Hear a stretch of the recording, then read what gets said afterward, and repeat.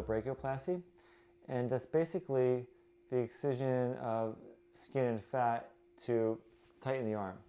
There are certain people that are really good candidates for an arm lift, and then there are certain people that are better candidates for arm liposuction. A lot of women and men will come in and be unhappy with their bat wings, as we call it, and that's the flabby skin that hangs beneath the arm when you raise your arm.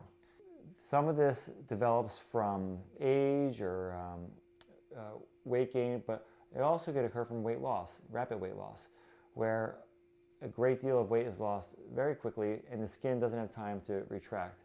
And in this patient population, really the only good solution is to cut that extra skin out. There's a patient population that has some fat in their arm that gives them a thicker arm overall, and if they have good skin elasticity and they're tight, we can do a liposuction and avoid the brachioplasty operation. And that's preferable to brachioplasty because brachioplasty involves incisions and scars. And one of the biggest complaints about a brachioplasty operation is the scar. Now, there are two types of brachioplasty. One is basically like a crescent, very similar to the thigh, where we make incisions in the thigh, versus the extended incision along the arm. And men or women who have skin elasticity that isn't terrible, but not tight enough for liposuction, then we have two options. One is we can do a crescent brachioplasty where we size some skin and fat in the inner eye and pull the tissue towards the armpit. Or what I prefer to do is do circumferential liposuction.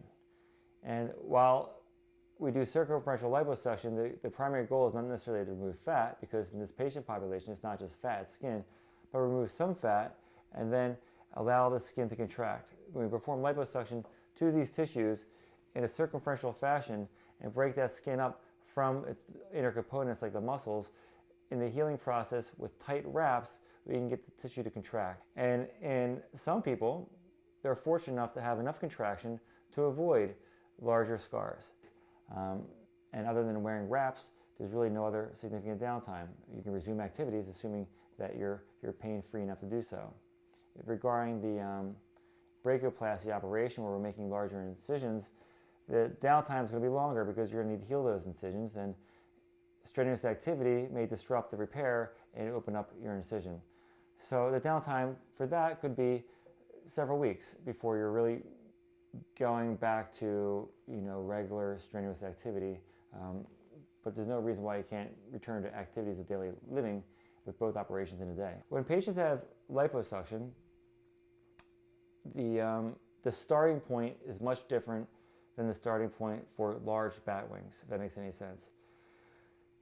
So when we're talking about large bat wings where the tissue hangs literally sometimes 6, 7, 8 inches, this patient population is extremely happy with anything except that, and they gladly accept a scar that runs down their arm for the trade-off of having arms that look much more appealing in clothes, or even actually out of clothes as long as the arms aren't extended. The incision is generally hidden. Liposuction of the arm is also a very high satisfaction rate as well, mainly because it's a quick downtime and the skin contracts tightly, and patients can really have a smooth, thinner arm in just a few weeks.